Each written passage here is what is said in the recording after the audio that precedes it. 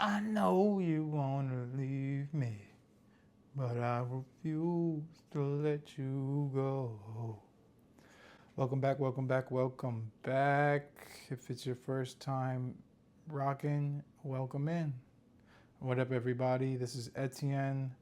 I'm here to keep it rocking and let you know how the marathon prep journey is going. 16 weeks in. Goal for this week is 22 and a half miles. Last week we knocked out 22, so keeping it pushing, onward and upward. Only one run in so far this week, so that means I got my work cut out for me. I got a little bit of an uphill battle, but it's okay. Nothing new, nothing that I'm unfamiliar with. The long runs are getting a lot more doable. The short runs are getting fewer and further between, and the rest days are starting to stabilize and normalize. I definitely still need to increase the strength training days. Got a workout planned for tonight, so I'm looking forward to that. Probably still going to try to get an actual run in addition to that, but we'll see. We'll see how it goes. I've taken the first couple of days this week as rest days, so got to balance it out and got to pay for it.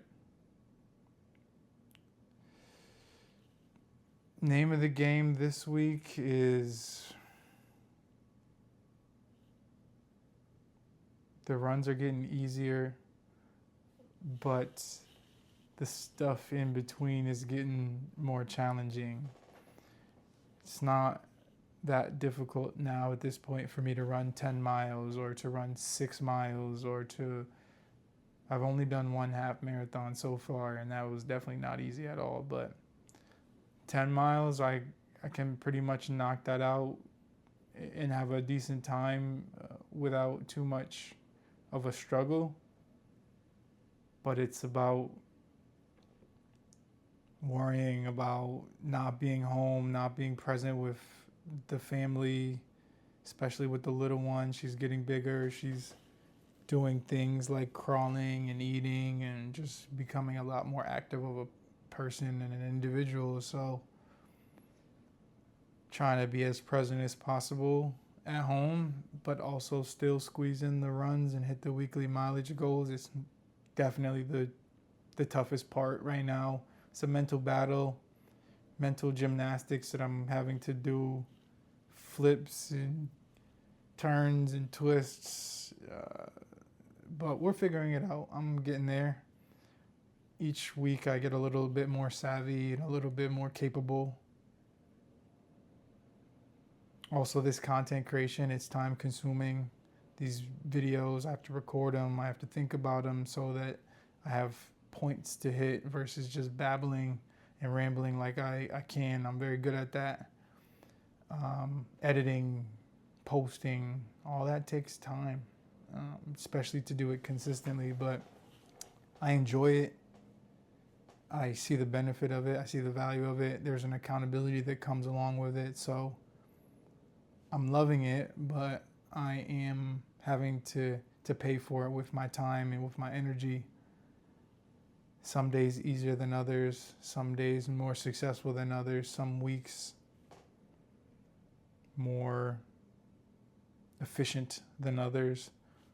But that's why this trail of breadcrumbs with this series is important, so I can look back and figure out where the learning moments were, and if they can be of use to anybody else, then absolute extra credit and bonus in the process. Favorite run in a long time, maybe so far, was last week. I pretty much ran the entire length of Manhattan, minus a few neighborhoods. Didn't start exactly at the very, very bottom of the island, and I didn't make it to the very tip top of the island, but ran almost 150 streets. West Side Highway, absolutely beautiful. If you are in the tri-state, if you're in New York, gotta get out there if you haven't already. Still wanting to get some new runs in, some new routes. I gotta hit Queens. I would love to hit Staten Island, even stuff like Roosevelt Island. I want to make sure I hit those because they're all different terrains. I'm starting to get more cognizant of seeking out hills, seeking out things that are not just downhill or flat land, so that I can get that strength and stability and help with some of the speed work that I do, that I need to do. Yeah, it's going well. That was a super beautiful run. Started in the middle of the day, middle of the end of the afternoon, so it was very light out. And then as that sun starts to set and you're on different parts of the run, you see in different things, you're seeing different communities. Most folks tend to run in their neighborhood, so they're regulars. You don't see familiar faces necessarily because there's so many people here, but you see familiar vibes, I'll say, in terms of people out there. And doing a run like that, going from the bottom of the island to the top, you see changes in that. Very nuanced and subtle, of course, but you do notice some distinct personality of each section of Manhattan. More dogs here, less dogs there. Strollers more prevalent here. Parts there are no runners. Uptown I saw a lot less runners than I see downtown for sure. Definitely still a handful of them, but you don't get that traffic and congestion up there in the way that you do downtown. So figuring it out, making sense of it, enjoying it, learning from it, and then trying to rope as many of my loved ones in on these runs as I can, because I think if you're an athlete, if you like sports, if you like training or just exercising, there's a lot of gains and benefit to be had on just going for a run. Doesn't have to be anything super long or super structured, but just getting out there. Definitely one of the best and prettiest ways to see the world and take in things like architecture or the demographics that I was talking about, or just feel the weather in a very mindful way. So that's it. Trying to do more of that. Trying to do more at this point, do more and do better with everything that I'm already doing. Over the next, I would say 2 months, I'm gonna lock into a more regimented training program to actually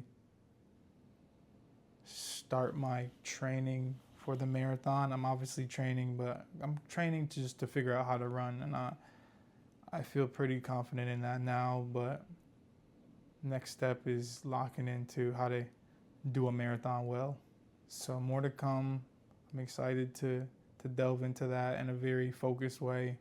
Try not to obsess about it and be draconian with myself, but I will take it seriously. I will be very diligent about every little step, every little run, the planning of the runs, the timing, the rest days, the strength training, more so than I have been over the last few months.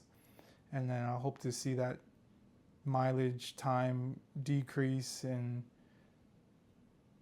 the fun increase, the enjoyment, the fulfillment, the peace that comes with some of these runs. Was texting one of my OG runner homies, and he was asking how it's going, and I told him, like, I've kind of figured out how to go on runs and how to have a week full of several different runs, short runs, long runs. Now I'm finding and figuring out how to enjoy them and tap into the zen, the therapeutic side of it a lot more. And that's kind of what I'm most hoping to take away from this process and this journey, because I need it. I think we all could benefit from it in whatever version. It doesn't have to be running. It doesn't have to be sport. It could be art. Art is my first love by far. So factoring that in, that mental side of this coin in a more impactful way. That's what I got. This week's shout out is a bittersweet one. Shout out to Reverend Jesse Jackson. I definitely am not as well versed with